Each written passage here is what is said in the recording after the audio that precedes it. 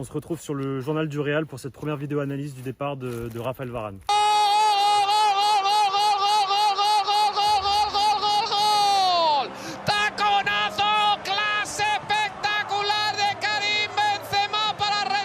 Donc on va commencer par contextualiser l'arrivée de Raphaël Varane au Real Madrid en 2011.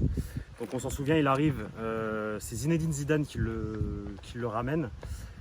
Il intègre l'effectif de José Mourinho cette année-là. Une équipe qui est déjà composée de 3 défenseurs centraux, Sergio Ramos, Pep et Ricardo Carvalho. Donc au début, Varane arrive pour apprendre, bien sûr, parce qu'il est jeune, c'est un espoir.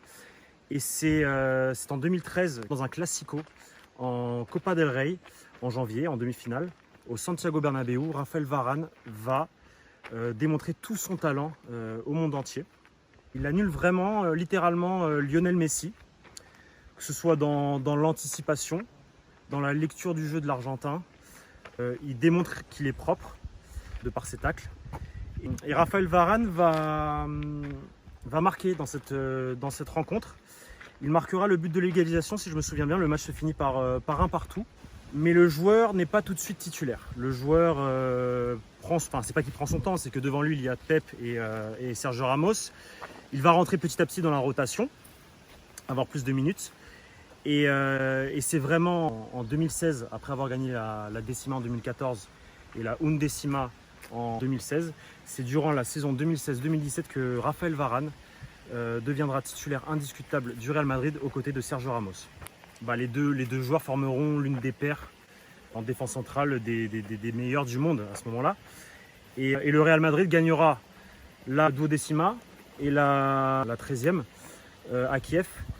Et en 2018, et d'ailleurs c'est cette année-là où Raphaël Varane est considéré comme l'un des meilleurs défenseurs du monde parce qu'il va faire le doublé Ligue des Champions, Coupe du Monde avec l'équipe de France en Russie et démontrer à la planète football que Raphaël Varane est un patron.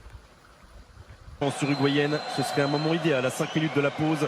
T'allais inquiéter vraiment Fernando Muslera. Ouais, ce serait un moment idéal d'aller inquiéter Fernando Muslera et même mieux d'aller inscrire le but et d'ouvrir le score pour Raphaël Varane. Son premier but depuis tant de temps, depuis 3 ans pratiquement, il est là, le défenseur du Real Madrid. Donc maintenant mon avis sur le départ de Varane à Manchester United.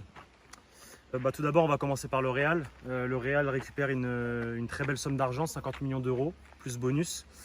Une somme d'argent que le Real n'aurait pas vue l'année prochaine si le joueur partait gratuit.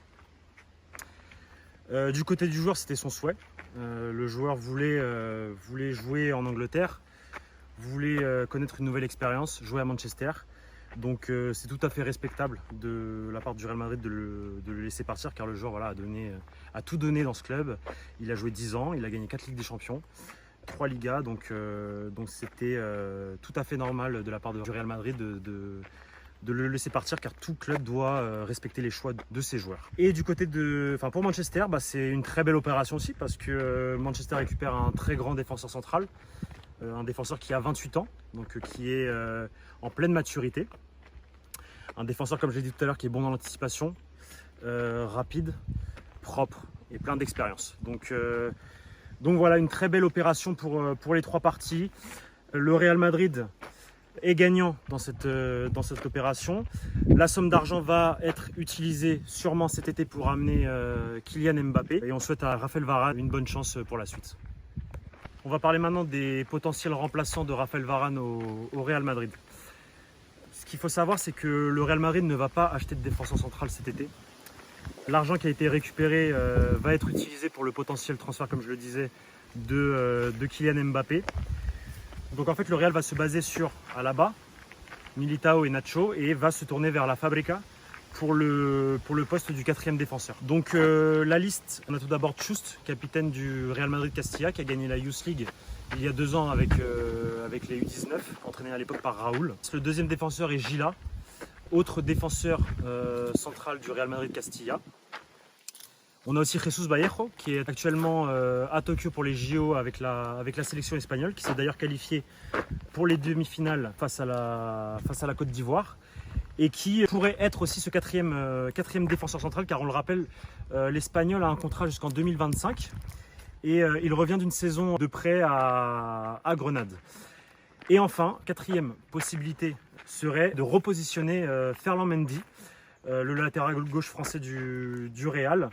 C'est un poste dans lequel il a joué l'année dernière avec Zinedine Zidane, dans un dispositif bien particulier, le 3-5-2. Mais Ferland Mendy sait jouer à ce poste. Et Ferland Mendy pourrait de temps en temps, pourquoi pas, pallier les absences que ce soit de Alaba ou de Militao, et pourrait du coup couvrir ce poste-là, car on vous le rappelle, le poste cette année de latéral gauche est couvert par 4 joueurs. Ferland Mendy donc, Marcelo, le capitaine du Real Madrid, Alaba qui vient de signer, qui a signé pour être défenseur central mais qui peut aussi jouer latéral gauche, et surtout la pépite du Real Madrid Castilla, Miguel Gutiérrez. Merci à tous d'avoir suivi cette première vidéo analyse du journal du Real, un contexte un peu particulier parce que je suis actuellement en vacances.